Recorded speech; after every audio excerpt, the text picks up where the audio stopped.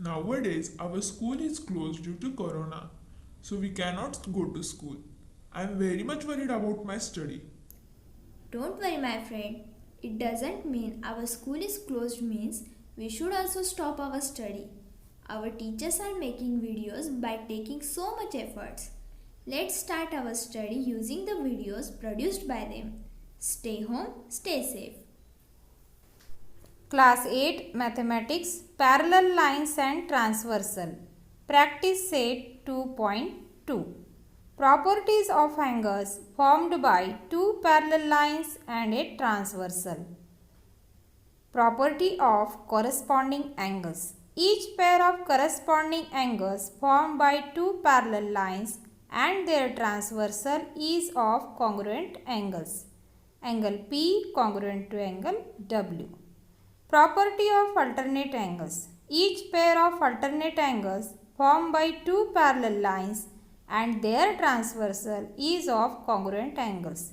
Angle S congruent to angle X.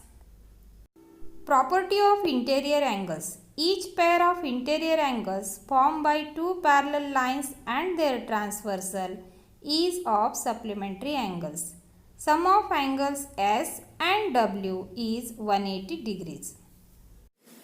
Practice set 2.2 मधील first question आहे choose the correct alternative आणि त्यामधील पहिला क्वेश्चन आहे in the adjoining figure if line M parallel to line N and P is a transversal then find the value of X. Diagram मध्ये पहा line M आणि line N ह्या एकमेकांना parallel आहेत आणि या दोघांची ट्रान्सव्हर्सल आहे P. या ठिकाणी दोन इंटेरियर अँगल्स आपल्याला दाखवलेले आहेत. एक आहे 3x आणि दुसरा आहे x. तर हा जो x आहे त्याची आपल्याला व्हॅल्यू काढायची आहे. हा जो क्वेश्चन आहे तो ऑब्जेक्टिव्ह टाइप क्वेश्चन आहे. याचे 4 पर्याय आपल्याला या ठिकाणी दिलेले आहेत आणि त्यापैकी जो करेक्ट ऑप्शन असेल त्याला आपल्याला टिक करायचं आहे. आता पहा 3x आणि x हे इंटेरियर अँगल्स आहेत. त्याचबरोबर लाइन M आणि लाइन N ह्या पॅरलल आहेत.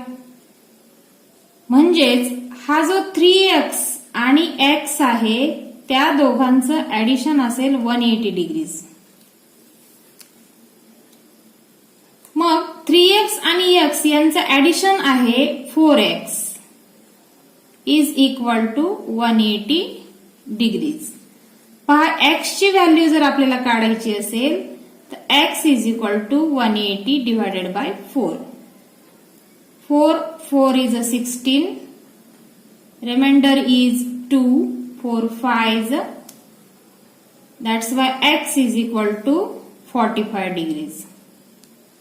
म्हणजे या x ची व्हॅल्यू काय आहे? It is 45 degrees.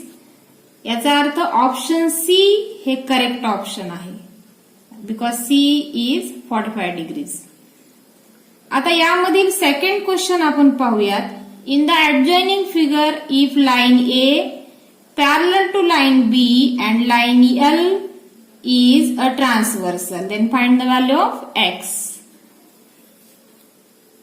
यामध्ये पण आपल्याला करेक्ट ऑप्शन चूज करायचा आहे. डायग्राम मध्ये पहा हा जो 2x आहे त्याचा व्हर्टिकली अपोजिट अँगल पण कितीचा असणार आहे? 2x असणार आहे. आणि मग दिलेल्या इन्फॉर्मेशन नुसार म्हणजे line A parallel to line B आणि या दोघांची ट्रान्सव्हर्सल आहे L. तर हा जो 4x आणि हा जो 2x आहे यांचं ऍडिशन किती असलं पाहिजे? ते देखील 180 डिग्रीज असलं पाहिजे कारण हे दोघं पण कसे आहेत? इंटेरियर अँगल्स आहेत. मग 4x आणि 2x यांचं ऍडिशन किती आलं? 6x is equal to 180 degrees. So x is equal to 180 divided by 6. 6 3 is a 0. So x is equal to 30 degrees. पहा म्हणजे या डायग्राम मध्ये दिलेल्या इन्फॉर्मेशन नुसार याच्या x ची व्हॅल्यू काय आलेली आहे? ती आलेली आहे 30 डिग्रीज. म्हणजे यामधील जे ऑप्शन डी आहे That is correct option. Question number 2. In the adjoining figure, line P parallel to line Q. Line T and line S are transversals. Find measure of angle X and angle Y using the measures of angles given in the figure. Diagram मध्ये पहा, line P parallel आहे line Q ला आणि या दोन parallel लाईन्सच्या ट्रान्सव्हर्सल्स आहेत line T and line S. आता हे जे बाकीचे अँगल्स दिलेले आहेत या गिवन इन्फॉर्मेशन वरून आपल्याला अँगल X आणि अँगल Y यांच्या व्हॅल्यूज काढायच्या आहेत. आता या डायग्राम मध्ये दिलेल्या माहितीनुसार पहा, हा जो अँगल X आहे त्याची लिनियर पेअर काय असेल, ती असेल 180 मायनस एक्स. म्हणजेच linear pair of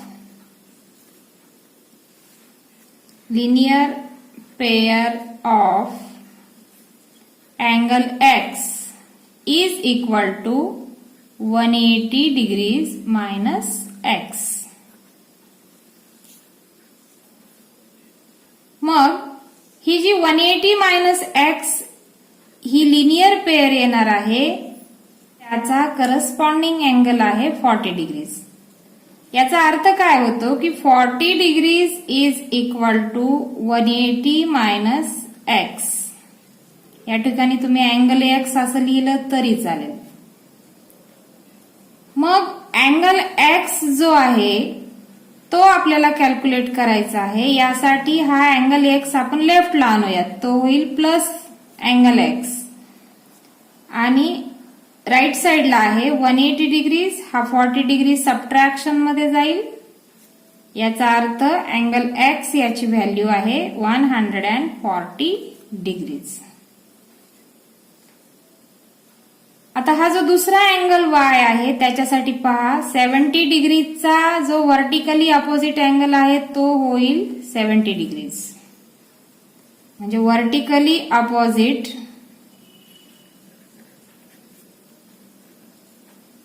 angle of 70 degrees is 70 degrees. पहा मी डायग्राम मध्ये दाखवलेला आहे. आता हा जो 70 डिग्रीज आहे आणि हा y आहे, या दोघांची ऍडिशन होईल 180 डिग्रीज, कारण ते एकमेकांशी काय आहे, सप्लिमेंटरी अँगल्स आहेत. So y is equal to 180 degrees minus 70 degrees. याला आपण रिझन लिहून घेऊया, interior angles. Interior angles are always supplementary when two lines are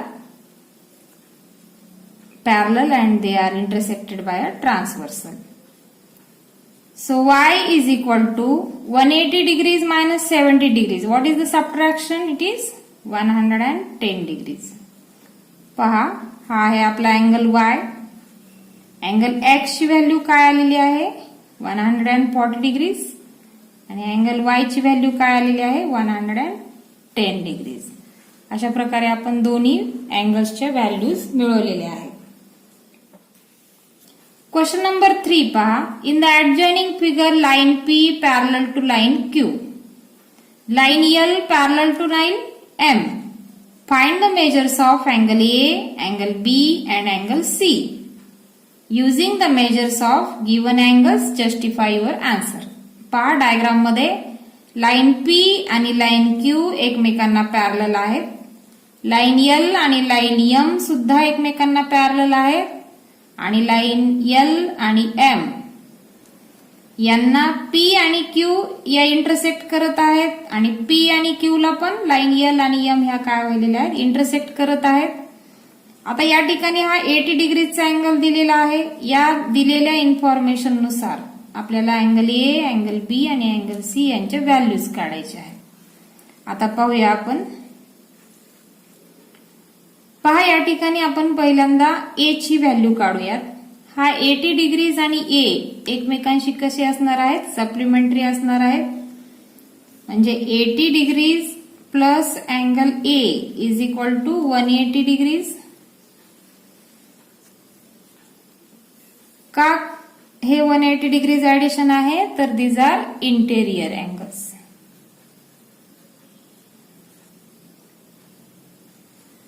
interior angles. मग आता अँगल ए साठी पहा 180 degrees minus 80 degrees. So angle A is equal to 100 degrees. आपण A ची व्हॅल्यू काढलेली आहे, कॅल्क्युलेट केलेली आहे. आता या ठिकाणी हा जो ए आहे तो आलेला आहे 100. त्याचा व्हर्टिकली अपोजिट किती असणार आहे? तो पण असणार आहे 100 डिग्रीज. मग हा जो 100 डिग्रीज आहे तो या ठिकाणी आपण 100 डिग्रीज म्हणून घेऊयात, त्याचा अल्टरनेट अँगल. म्हणजे पहा, vertically opposite angle of 100 degrees और अँगल ए म्हणा तो पण असेल 100 degrees and alternate of 100 degrees is 100 degrees. मग या ठिकाणी पहा, हा जो बी आहे आणि हा 100 आहे ते एकमेकांची लिनियर पेअर आहे. म्हणजे 100 plus angle B is equal to 180 degrees because linear angles. म्हणजेच angle B is equal to 180 minus 100. Angle B is equal to 80 degrees. आता आपण या अँगल सी कडे पाहूयात. अँगल सी आणि angle B both will be equal, कारण ते कसे आहेत? एकमेकांशी करस्पॉन्डिंग आहेत. म्हणजेच अँगल सी सुद्धा कितीचा असेल? 80 डिग्रीचा असेल. अशा प्रकारे आपण अँगल ए, अँगल बी आणि अँगल सी यांच्या व्हॅल्यूज कॅल्क्युलेट केलेल्या आहेत. क्वेश्चन नंबर 4 पहा. In the adjoining figure, line A parallel to line B. Line L is the transversal. Find the measures of angle X, angle Y and angle Z using the given information. पहा, line A and line B ह्या एकमेकांना parallel आहेत आणि त्यांची transversal आहे L.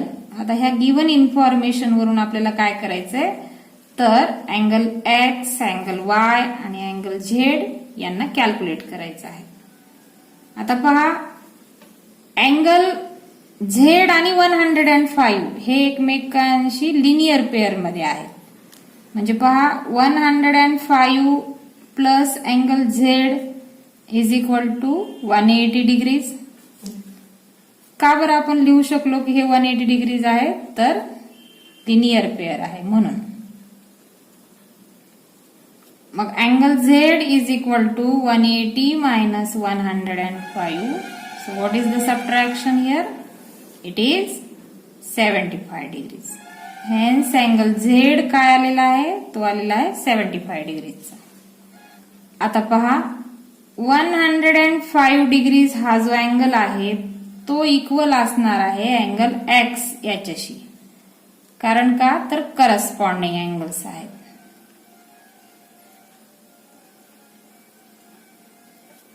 So angle X is equal to 105 degrees. आता आपण angle Y साठी पाहूयात. अँगल X आणि अँगल Y इक्वल असतील कारण ही आहे वर्टिकली अपोजिट अँगल्सची जोडी. अँगल X आणि अँगल Y. आता अँगल X ची व्हॅल्यू काय आलेली? 105 डिग्रीज. म्हणून अँगल Y सुद्धा कितीचा असेल? 105 डिग्रीज. क्वेश्चन नंबर 5 मध्ये पहा, in the adjoining figure line P parallel to line L parallel to line Q. म्हणजे लाईन P, लाईन L आणि लाईन Q ह्या एकमेकांशी पॅरलल आहेत. Find angle X. हा अँगल X आपल्याला कॅल्क्युलेट करायचा आहे with the help of the measures given in the figure. आता हा जो अँगल X आहे ऍक्च्युअली त्याचे दोन भाग होतात. हा जो वरचा म्हणजे लाईन एल च्या वरचा जो भाग आहे त्याला आपण काय करूया? ए असं नाव देऊया, अँगल ए. आणि लाईन एल च्या जो खालचा भाग आहे त्याला आपण अँगल बी असं नाव देऊया. आता पहा, या ठिकाणी आपण काय केलं? अँगल एक्स चे दोन भाग केले. तर आपण त्याला असं लिहू शकतो की angle X is equal to angle A plus angle B. हे आपण काय केलं, कन्सिडर केलं. लेट